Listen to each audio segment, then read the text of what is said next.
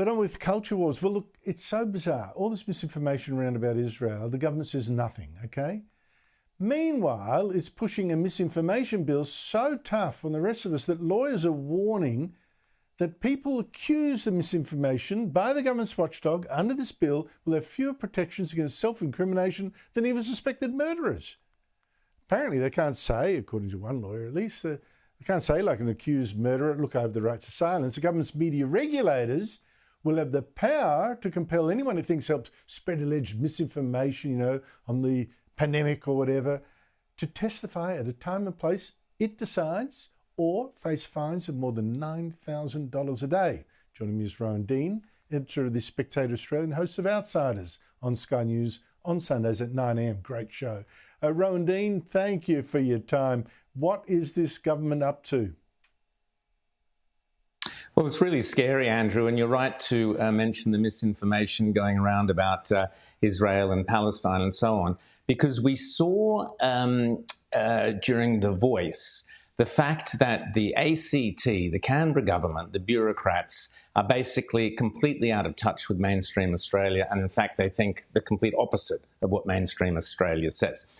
They were the only place that voted yes to The Voice, the only place in the entire country, and yet they run all our bureaucracies and they make all our laws. We are at an extremely dangerous period in time here, because you can pretty much guarantee that, for example, if the government were able to control what is the truth, remember it was Jacinda Ardern who said that the truth is what the government tells you and nothing else. If we had a government in Canberra that was decided to tell you what the truth is, and that was a Labor government with run by the likes of Penny Wong and Tony Burke, I reckon it'd be a pretty safe bet, London to a brick, that they would see things occurring in Gaza from a very different light to how the rest of the nation does, and they would act accordingly. This disinformation bill gives the government bureaucrats, and worse than that, we saw the other day, I showed on Outsiders, how Malcolm Roberts had shown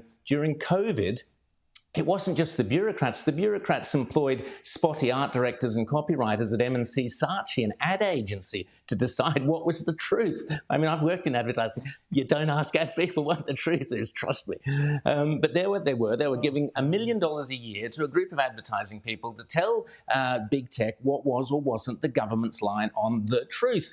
And they often got it wrong, more often than not. And they, in fact, had members of parliament being censored and spied on by an ad agency. Well, this misinformation bill would be that on steroids. Margaret Cunneen, our brightest legal mind in this country, has come out and said that the government's misinformation and disinformation bill, Andrew, would put everyday Australians in worse positions than murderers or arsonists in terms of their ability to remain silent or to follow basic presumption of innocence rules. Now, if Margaret Cunneen is warning about this, trust me, we should be very, very scared. Let's not forget that Margaret Cunneen and her family suffered from bureaucrat overreach during the New South Wales ICAC hearings, where you had goons marching through their house, going through all their computers and so on. This is what this bill will do, misinformation, disinformation bill. You will be fined around 10 grand a day if you refuse to comply. It's Stasi-like, Andrew. It's extraordinary.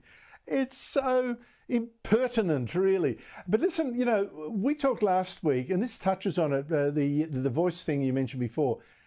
We talked about how the government, how the Liberal Party, the opposition, could win another campaign, and maybe the election, by doing the same sort of campaign against the government's green energy revolution in the same areas, working class, outer suburbs, country, using the same pitch against the elites that it did to defeat The Voice. And today, I was amazed. The Essential poll, which is a left-wing organisation, they did a poll. They found a rise in support for the Liberals' campaign for nuclear power, for nuclear power, now 50% support against 33% against. That's the government's position, against. I mean, I'm stunned that the public is swinging so hard towards nuclear power and in revolution, I think, against the government's green energy fantasy. What do you make of all this? Well, I'm not stunned at all, Andrew, and that number will go higher. It will also hit 60-40 in favour of nuclear before the next election. The reason being, I argued with you that on this show that if you took every single cultural issue, every single one of them, and held a referendum on them, you would get that same 60-40 split everywhere apart from Canberra, of course, which would be the other way around. And that would, every cultural issue, you name it, you would get at least a minimum of 60-40. If it was the transgender, gender fluidity issue, it would go through up to the 90s. But on nuclear and climate change, it's a solid 60-40, I would argue, easily, because the more information that the coalition puts out there, as they did with the Voice, the more information smart Australians who aren't necessarily politically engaged, who used to trust Labor and political parties, but are now seeing that Labor is completely untrustworthy, they would look at the facts and go, oh, here's another con job by that same Labor government, that same Correct. Albanese and those clowns who tried to pull the wool over our eyes over the Voice. They're at it again. They're trying to pull the wool over our eyes on wind farms up and down our coast outside New South Wales, Port Stephens. They're trying to pull the wool over our eyes with transmission lines throughout our beautiful, great farming lands. They're trying to pull out the wool over our eyes on every single cultural issue. And Australians are not morons. Australians will not vote for this Labor government at the next election if the Liberal Party fight on every single one of these cultural issues, Andrew. I guarantee it. Yes, and it's all to prosecute a left-wing, inner-urban religious spasm, and it's got to be fought. Rowan Dean, thank you for your time.